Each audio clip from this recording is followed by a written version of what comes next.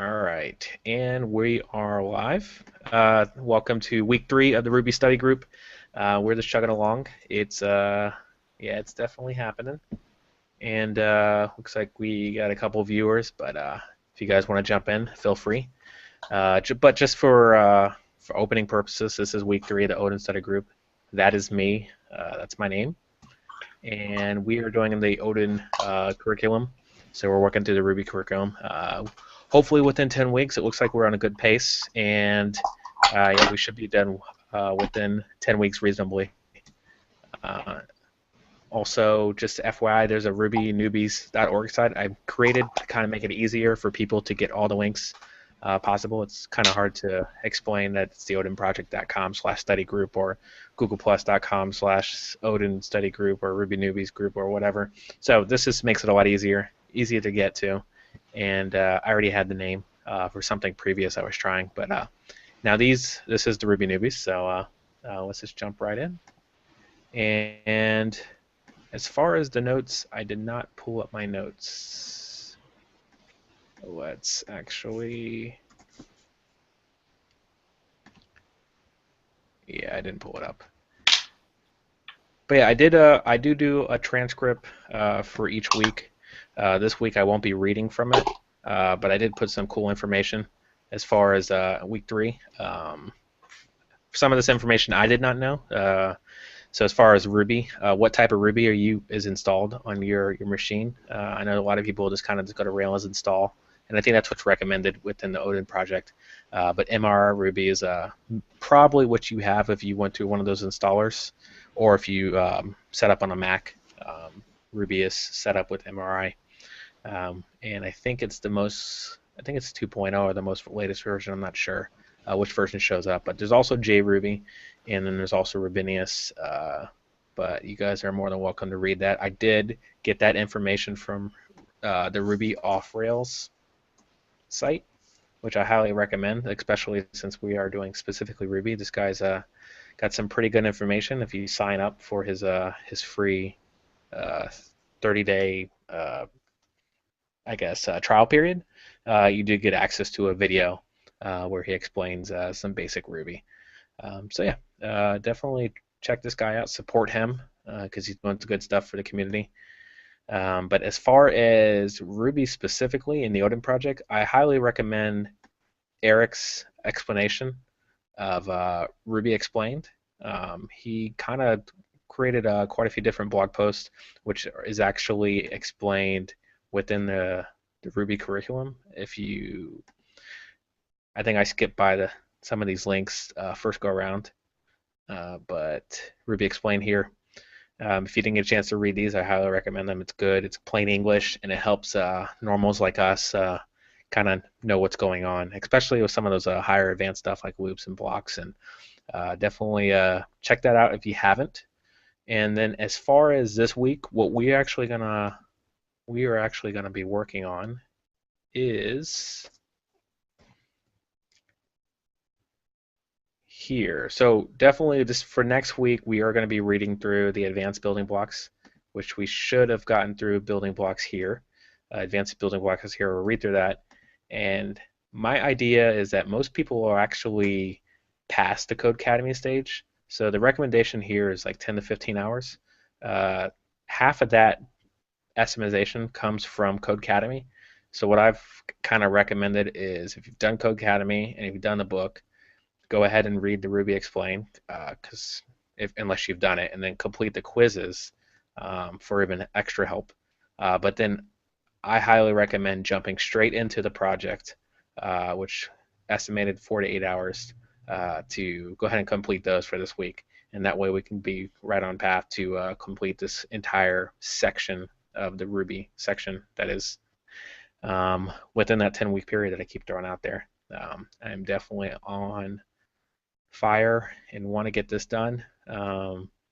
Just a quick programming note too. Also, we will have a meeting Labor Day, so those that are in the States. But I think the second week of June we will not have a meeting, and I'll send a message out to everybody about that. I will be on vacation, so I won't be near a computer at that time. Actually, I think I'll be driving, but that's besides the point. So let's just go through the building blocks and talk about some code. So let's start with Caesar cipher. Now, and you guys are welcome to chime in too, Afshin and Marina, those of you guys that are in the chat. But I've got my code. I didn't see anybody else submit code here, which I did put out there. If you didn't wanted to submit some code, I could help you through that. But it's pretty simple. There's no need to do a pull request. Well, yeah, you do need to do a pull request if you want to add your code, but there's no need to install the entire curriculum locally. You actually can edit through GitHub. But if you have any questions, that definitely feel free to reach out to me. And I just realized, I don't know if anybody else does this, but I always put Odin. For some reason, my fingers always want to type coding whenever I type in Odin. So I just noticed I actually added the G to Odin. But all right, so that's my code. What do you think? No need to answer that. So the actual code project, and yeah, so the project was to create a decoder or a cryptograph or a Caesar cipher, and where you take a string and you have two arguments within the method. You take a string and then you have the amount of spaces you want to shift those characters. So essentially what you are doing is shifting the W to then become a B, which I thought this was supposed to shift backwards, but I guess that works. Oh, I guess W, X, Y, Z, A, B. So yeah, it must start over. So yeah.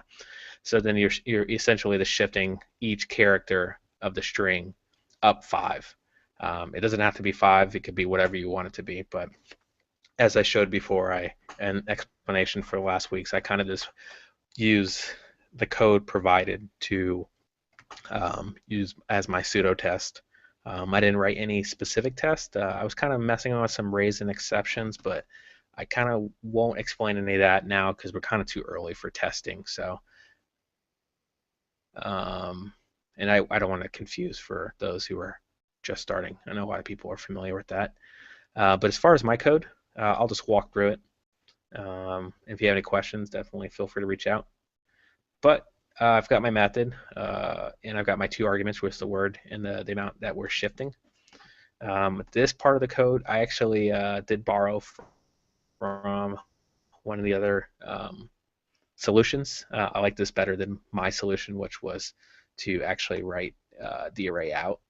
But this also included, I've never actually used this concatenate method, so tried it out and I liked it, so I used it for mine, which I see no problem with borrowing code.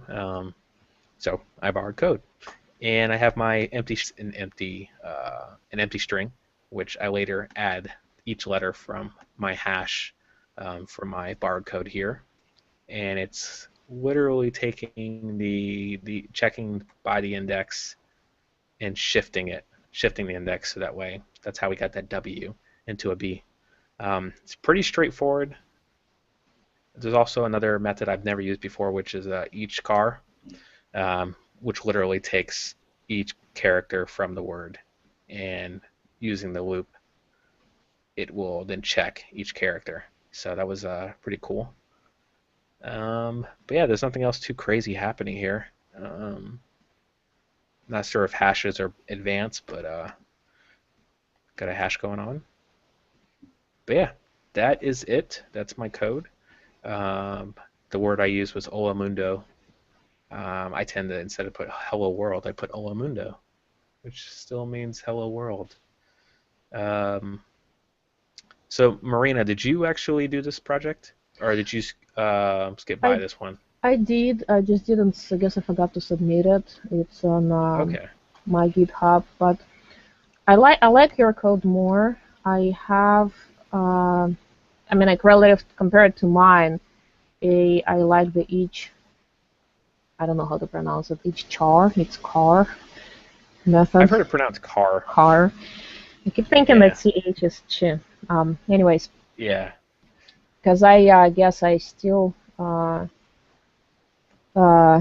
try to. I still go like a longer way of getting all the characters, so I need to write it Yeah. down.